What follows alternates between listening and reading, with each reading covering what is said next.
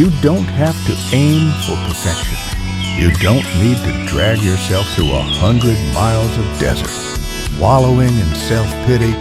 What truly matters is tuning into your body's gentle desires and embracing what you love.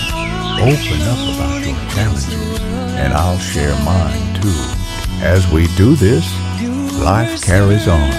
The sun and the glistening rain are transforming the scenery, gently brushing over fields and tall trees, the flowers blossoming and rivers flowing. Above us, birds are singing in the branches, calling out to each other. Regardless of who you are or how alone you might feel, the world is ready to welcome your creativity, inviting you just like those birds, vibrant and exciting, always reminding you of your special place in this amazing world.